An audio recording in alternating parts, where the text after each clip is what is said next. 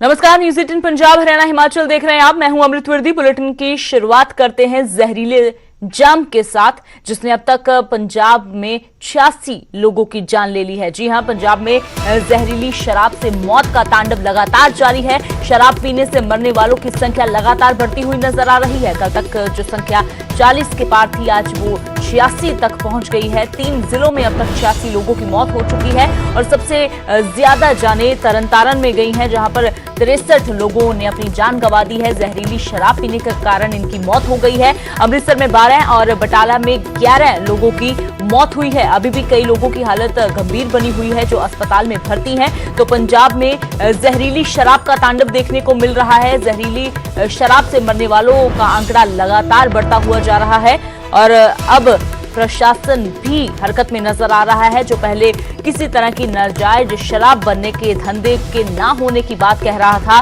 अब प्रशासन भी लगातार छापेमारी कर रहा है। आरोपियों को पकड़ने का दावा किया जा रहा है। आरोपियों को धर पकड़ने के लिए लगातार कहीं रेड की जा रही है, तो कहीं पुलिस सुबह 6 बजे ही लोगों के घरों के बाहर पहुंच रही है। तो उधर मुख्यमंत्री कैप्टन अमरिंदर सिंह ने भी साफ कर दिया है कि आरोपियों को किसी भी कीमत पर बख्शा नहीं जाएगा और जो लापरवाही करने वाले अफसर हैं उनको भी सस्पेंड किया जाएगा।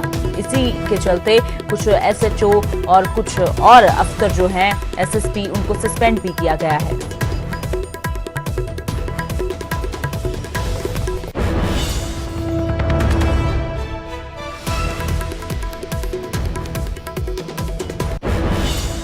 तो पंजाब में जहरीली शराब से अब तक 86 लोगों की मौत हो चुकी है। मौत का आंकड़ा लगातार बढ़ रहा है। इस बीच पीड़ित परिवारों के लिए पंजाब सरकार ने 2-2 लाख रुपए के मुआवजे का ऐलान किया है।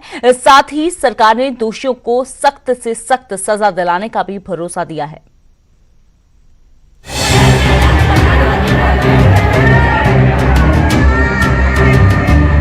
नशे का खात्मा करने की कस्में उठाकर सत्ता में आई कैप्टन सरकार इस समय प्रदेश में जहरीली और नाजायज शराब के मुद्दे पर पूरी तरह से घिरती हुई नजर आ रही है। अमृतसर, तरनतारन और बटाला में जानलेवा शराब का तांडव, जिसने सियासत को खूब भगा दिया।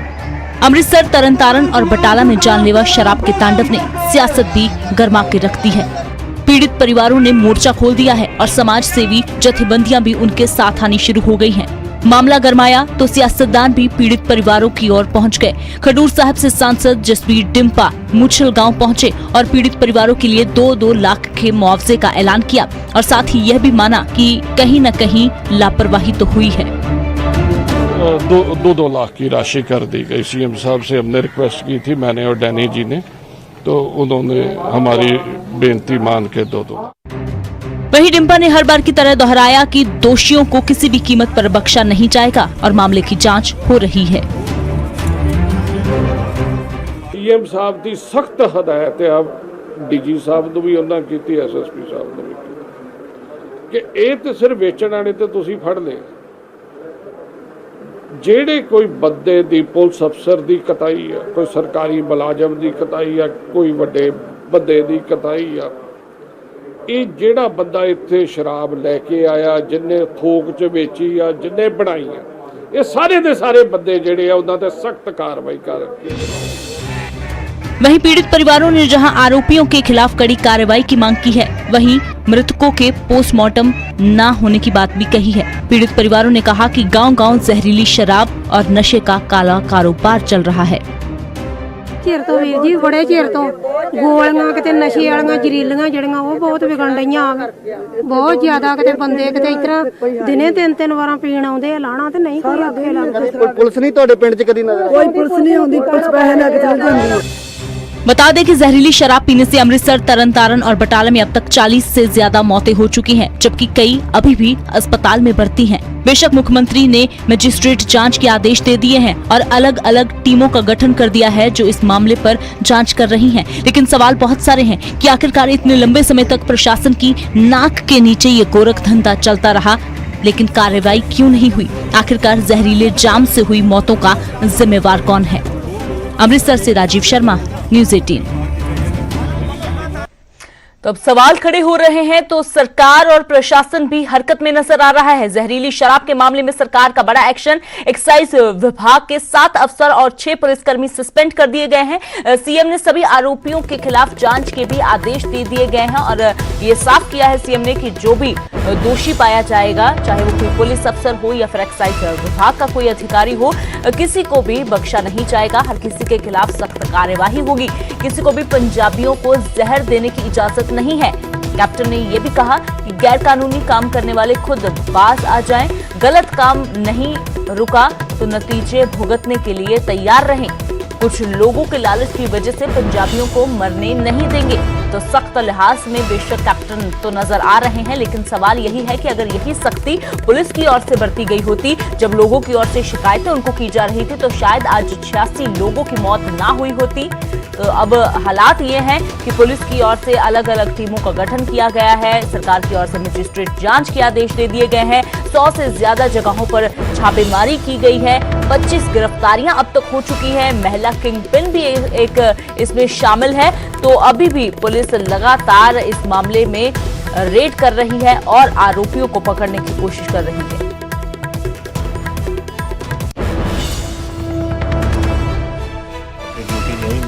कि ਜਿਹੜੇ ਸਾਡੇ ਸਰਕਾਰੀ ਮੁਲਾਜ਼ਮ ਜਿਨ੍ਹਾਂ ਨੇ ਆਪਣੀ ਡਿਊਟੀ ਨਹੀਂ ਨਿਭਾਈ ਉਹਨਾਂ ਨੂੰ ਮੈਂ ਅੱਜ ਸਸਪੈਂਡ ਕਰ ਰਹੇ ਹਾਂ। 3 ਈਟੀਓਜ਼ ਨੇ ਗੁਰਦਾਸਪੁਰ, ਅੰਮ੍ਰਿਤਸਰ ਤੇ ਤਰਨਤਾਰਨ ਦੇ, 4 ਐਕਸਾਈਜ਼ ਇੰਸਪੈਕਟਰ ਨੇ, 2 ਤਰਨਤਾਰਨ ਤੋਂ, 1 ਅੰਮ੍ਰਿਤਸਰ ਤੋਂ ਔਰ 1 ਗੁਰਦਾਸਪੁਰ ਤੋਂ। ਇਹਨਾਂ ਦੇ ਆਰਡਰਸ ਸਸਪੈਂਸ਼ਨ ਦੇ ਹੋਣਗੇ।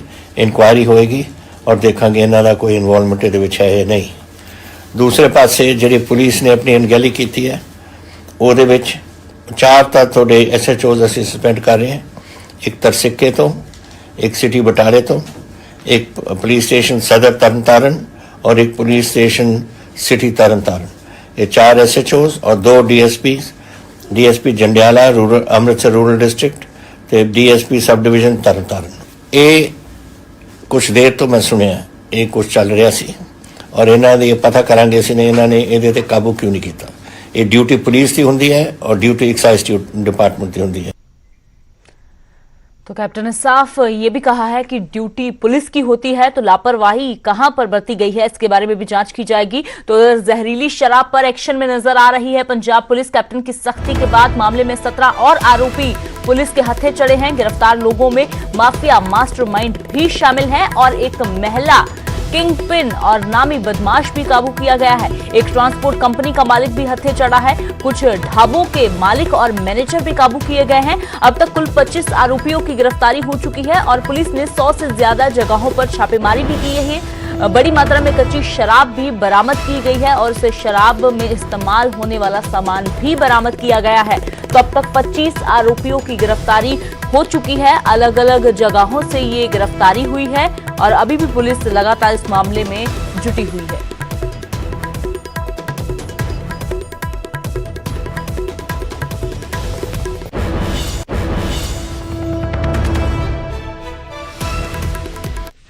अलावा सानू जो मुछाल पिंड ਦੇ ਵਿੱਚ ਹੋਇਆ ਸੀਗਾ, ਉਛਲ ਪਿੰਡ ਦੇ ਵਿੱਚ, ਉੱਥੇ ਤੋਂ ਜੋ ਇਨਫੋਰਮੇਸ਼ਨ ਆਈ ਸੀ ਕਿ ਇਹਦੇ ਵਿੱਚ ਤਰਨਤਾਰਨ ਦੇ ਬੰਦੇ ਇਨਵੋਲਡ ਹੈ, ਉਹ ਬੰਦਿਆਂ ਦੇ ਉੱਪਰ ਅਸੀਂ ਇਮੀਡੀਏਟਲੀ ਕਾਰਵਾਈ ਕਰਦੇ ਹੋਏ ਪਹਿਲੇ 4 ਜੋ ਅਸੀਂ ਕੱਲ ਫੜੇ ਸੀਗੇ, ਉਸ ਤੋਂ ਬਾਅਦ ਅੱਜ ਸਵੇਰ ਅਸੀਂ 4 ਬੰਦੇ ਹੋਰ ਫੜੇ ਹੈ। ਇਹਨਾਂ ਦੀ ਫਰਦਰ ਇਨਫੋਰਮੇਸ਼ਨ ਇੰਟਰੋਗੇਸ਼ਨ ਦੇ ਵਿੱਚ ਜੋ ਬੰਦੇ ਆਏ ਸੀਗੇ ਪਟਿਆਲਾ ਰਾਜਪੁਰਾ ਦੇ ਕਿ ਜੋ ਮਾਝਾ ਏਰੀਆ ਦੇ ਵਿੱਚ ਸਪੀਰੀਅਸ ਲਿਕਰ ਜ਼ਹਿਰੀਲੀ ਸ਼ਰਾਬ ਜੋ ਹੈਗੀ ਉਹ ਸਪਲਾਈ ਕਰਦੇ हैं, ਉਹ ਵੀ ਬੰਦੇ ਅਸੀਂ डिटेन ਕੀਤੇ हैं। ਉਹਨਾਂ ਦੀ ਫਰਦਰ ਇੰਟਰੋਗੇਸ਼ਨ ਜਾਰੀ। ਇਸ ਤੋਂ ਇਲਾਵਾ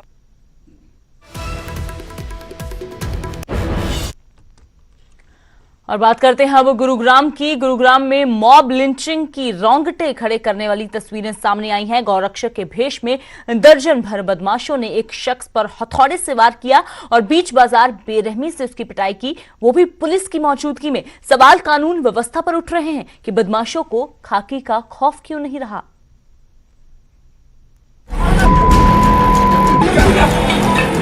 ये तस्वीरें आपको विचलित कर सकती है, लेकिन इन बदमाशों के न हाथ कांप रहे थे और ना ही पुलिस का कोई खौफ था। रोंगटे खड़े करने वाली ये तस्वीरें साइबर सिटी गुरुग्राम की है। भीड़ तमाशा देख रही थी और गौरक्षक के भेष में ये गुंडे बस हथौड़े से एक शख्स पर बेरहमी से वार पर वार कर रहे थे। वायरल वीडियो सदर बाजार इलाके की मस्जिद के पास मीट मार्केट का है, जहां मेवात का रहने वाला पिकअप ड्राइवर लुकमान मीट लेकर मार्केट पहुंचा था, लेकिन बादशाहपुर इलाके से आए बाइक सवार बदमाशों ने उसे जबरन रोक लिया और फिर उसकी पिटाई शुरू कर दी। एक ये लुकमान नाम का आदमी था जो गासेडे का रहने वाला है, और वो कोई गाड़ी मीट की गाड़ी लेके आया था, जिसको कुछ लोगों ने रोक के और उसके साथ मारपीट की। उसको जो है ना डाल के लेके गए और उसको काफ़ी चोटें पहुंचाई। उसके बाद जब पुलिस ने इंटरसेप्ट करने की कोशिश की तो वहाँ भी उन्होंने दंगा फसाद किया, जिसके संबंध में हमने केस रजिस्टर करके और एक व्यक्ति प्रदीप को हमने उसमें अरेस्ट कर लिया है, और बाकी कुछ लोगों की हमने पहचान कर ली है, जिन पे भी लगातार हमारी टीमें काम कर रही हैं। मॉब लिंचिंग की इस शर्मनाक वारदात में पुलिस ने एक आरोपी प्रदीप को गिरफ्तार किया, जबकि बाकी आरोपियों की तलाश अभी जारी है। लेकिन सवाल पुलिस पर भी उठ रहे हैं। तस्वीरें देखिए, पुलिस की मौजूदगी में ये बदमाश इस शख्स को बुरी तरह पीटते रहे, जबरन गाड़ी में डाला, यानी उसे अगवा कर बादशाहपुर ले गए, और वहां भी पुलिस की मौजूदगी में ड्राइवर को मारने पर आमादा थे। लेकिन इसके बावजूद पुलिस की एफआईआर में अपहरण का जिक्र तक नहीं। ये जो भी हैं, जिसने जो भी ऐसी घिनौनी हरकत की है, उनके सब के खिलाफ बड़ा सख्त एक्शन लिया जाएगा। हमने बड़ी संजीदगी के साथ इसमें काम किया है और तुरंत गिरफ्तारी भी की है, और बाकी लोगों की गिरफ्तारी के लिए प्रयास किए जा रहे हैं।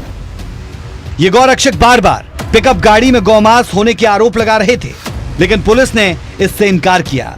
ऐसे में सवाल ये कि गौरक्षक के भेष में इन गुंडों को सजा देने का हक किसने दिया? धर्मवीर शर्मा, न्यूज़ 18 गुरुग्राम। और बात करते हैं अब कोरोना के कहर की। पंजाब में कोरोना से 19 और मौतें हो गई हैं और अब तक कुल 405 लोगों की जान चली गई है। 900 से ज्यादा केस 24 घंटों के दौरान पंजाब में दर्ज किए गए हैं और 17,000 के पार पहुंच गया है कोरोना मरीजों का आंकड़ा।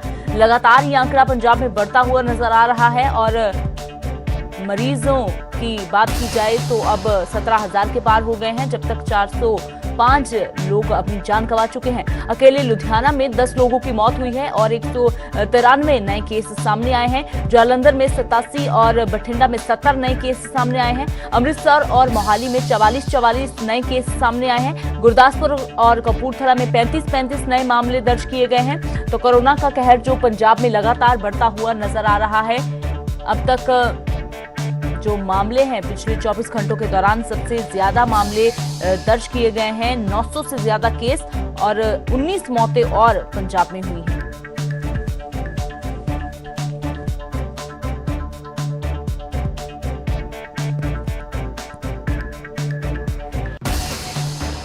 और अब बात करते हैं हरियाणा की। हरियाणा में कोरोना के 793 नए केस सामने आए हैं और 7 लोगों की मौत हो गई है। 24 घंटों में 853 मरीजों ने कोरोना को मात भी दी है। फरीदाबाद में 3 मौतें हुई हैं, 175 नए मामले सामने आए हैं। गुरुग्राम में 1 मौत और कोरोना के 99 नए केस सामने आए हैं। पानीपत में भी 1 मौत हुई है और 93 नए केस सामने आए हैं। रेवाड़ी में 85, अंबाला में कोरोना के 83 नए केस सामने आए हैं। कुरुक्षेत्र में 37 नए मामले और 2 मरीजों की मौत हुई है। 35,700 के पार पहुंच गया है कोरोना मरीजों का आंकड़ा हरियाणा में। प्रदेश में कोरोना से अब तक 428 लोगों की मौत भी हो चुकी है। हालांकि हरियाणा का रिकवरी रेट भी लगातार बढ़ता नजर आ रहा है। 81% से ज्यादा रिकवरी रेट हरियाणा का हो चुका है। तो मरीज तेजी से ठीक भी हो रहे हैं। आंकड़ा मरीजों का बढ़ रहा है, तो वहीं राहत की बात यह है कि तेजी से ठीक होते लोग भी नजर आ रहे हैं।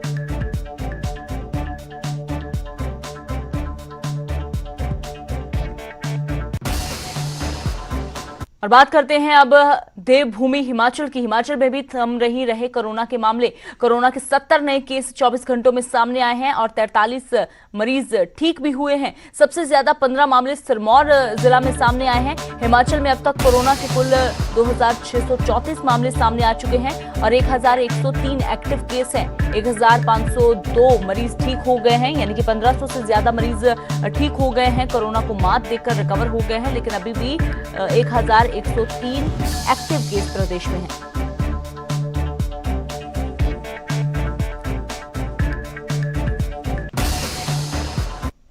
और बात करते हैं शिमला की। शिमला के लोग दहशत में हैं। दिन दहाड़े ही अपने घरों में दुबकने को मजबूर हैं, क्योंकि घर के बाहर मौत घूम रही है। शिमला से रोंगटे खड़े कर देने वाली तस्वीरें सामने आई हैं। इस रिपोर्ट में देखिए क्यों खौफजदा है शिमला के लोग।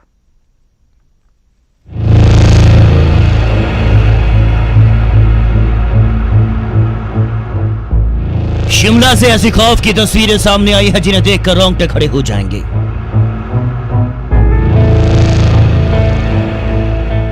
रात के अंधेरे में खुलेआम बेरोक बेठोक बेखौफ सड़कों पर मौत घूम रही है। सिहरन पैदा करने वाली तस्वीरें ये बताने के लिए काफी हैं कि रात में घर से निकलना मतलब मौत को अपने पास बुलाना।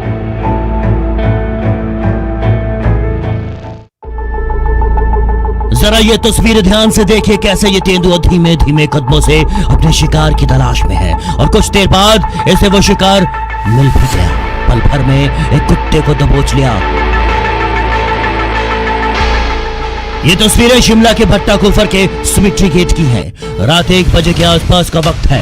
रात के अंधेरे और सन्नाटों में तेंदुआ दहशत बनकर घूम रहा है। कुत्ते को मारने के बाद वो उसको अपने मुंह में दबोच कर ले जाता है।